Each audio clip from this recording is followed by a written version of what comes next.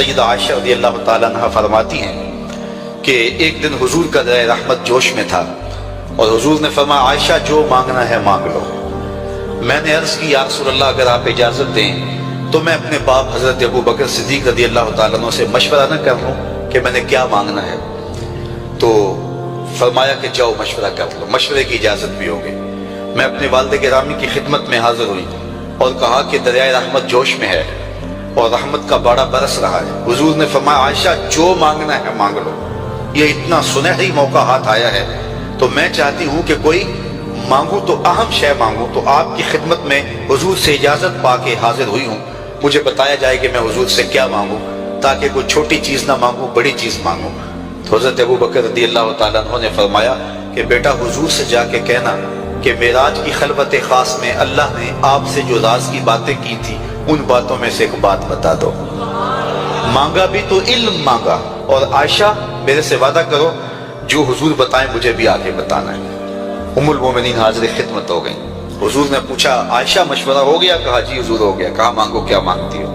کہا حضور معراج کی خلوت خاص میں جب اللہ کے حضور حاضر ہوئے رب نے آپ سے راز کی باتیں کی تو ان باتوں میں سے ایک بات بتا دیں۔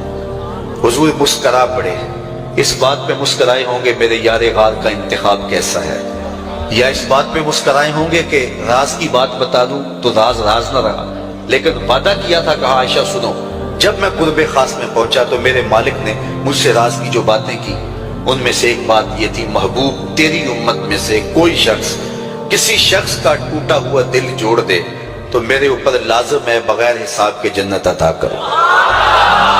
ام المومنین بہت خوش ہوئی اور اپنے والد گرامی سیدنا ابو بکر صدیق رضی اللہ تعالیٰ عنہ کے پاس آئیں اور ساری کہانی سنائی۔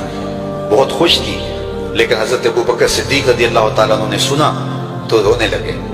تو ام المومنین سیدہ عائشہ رضی اللہ تعالیٰ عنہ نے عرض کیا میرے والد گرامی یہ بات رونے والی تو نہیں ہے، ہم بسا اوقات کسی دکھی کے کام آ جاتے ہیں، کسی کا دکھڑا بیٹھ کے سن لیتے ہیں، کسی کی ڈھارس بنا دیتے ہیں، کسی کے کام آ جاتے ہیں، یہ تو بخشش کا بہانہ ہاتھ آ گیا اور آپ اس پہ رو رہے ہیں۔ تو فرمانے لگے عائشہ اس کو معکوس بھی پڑھو، تصویر کا دوسرا رخ بھی دیکھو، اگر کوئی شخص کسی کا ٹوٹا ہوا دل جوڑ دے تو بغیر حساب کے جنت میں جائے گا، اس کا دوسرا رخ یہ ہے اگر کوئی کسی کا دل توڑ بیٹھے تو سیدھا جہنم میں جائے گا۔ میں اس بات پہ رو رہا ہوں کہ ہم سے کسی کا دل نہ ٹوٹ گیا ہو۔ تو آج کی اس مجلس کے اندر کیا یہ دو باتیں میں اور آپ اپنے پلے باندھ سکتے ہیں؟ ایک کا تعلق حقوق العباد سے ہے اور ایک کا تعلق حقوق اللہ سے ہے۔ حقوق اللہ میں سب سے اہم چیز نماز ہے، اور پہلا سوال قیامت کے دن نماز کا ہی ہوگا۔ بلکہ حضور نے معراج میں جو مختلف مظاہرے دیکھے ان میں ایک چیز یہ بھی دیکھی، کچھ لوگوں کے سر پتھر سے کچلے جا رہے تھے، پھر صحیح ہو جاتے، پھر کچلے جاتے۔ جبریل سے پوچھا یہ کون لوگ ہیں؟ تو کہا آپ کی امت کے یہ لوگ وہ لوگ ہیں کہ جن کے سر نماز سے باری رہتے تھے۔ نماز کا کہو نہ بے نمازی کو، تو وہ پہلا بہانہ تو یہ لگائے گا کہ میرے کپڑے ٹھیک نہیں ہیں۔ میرے بزرگ فرمایا کرتے تھے تیرے کپڑے کیسے پاک ہو سکتے ہیں؟ تو رب کے حضور جھکنا نہیں جانتا، آ اس کے حضور جھکنا سیکھ لے، وہ تیرا لباس بھی پاک کر دے گا، تیرا دل بھی پاک کر دے گا۔ تو دوسرا بہانہ یہ ہوتا ہے کہ ہفتے کو شروع کروں گا جی، پہلی تاریخ سے شروع کروں گا۔ یہ وہ بندہ کہہ رہا ہے، ہفتے کا وقت وہ دے رہا ہے جس کے پاس ایک لمحہ بھی اپنا نہیں ہے، جس کو یہ نہیں پتا کہ اٹھنے والا اگلا قدم کہاں ہوگا۔ وہ کہتا ہے انشاءاللہ ہفتے سے شروع کروں گا، فجر سے شروع کروں گا۔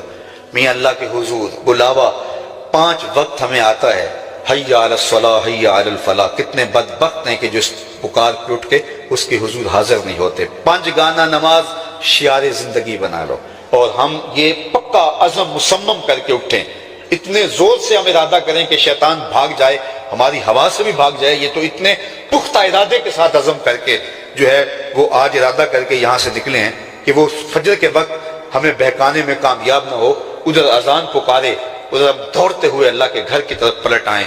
ہم یہ عزم کریں کہ آج کے بعد نماز نہیں چھوڑیں گے۔ اللہ مجھے آپ کو 5 گانا نماز کی توفیق نصیب کرے، اور ہمیں توفیق نصیب کرے کہ ہم کسی کے دل شکستگی کا سامان نہ کریں۔ ٹوٹے ہوئے دل جوڑ سکیں تو ضرور جوڑیں، اور کسی کا دل توڑنے سے ہم گریز کریں اور اپنی زندگی کو ایک خوبصورت پیغام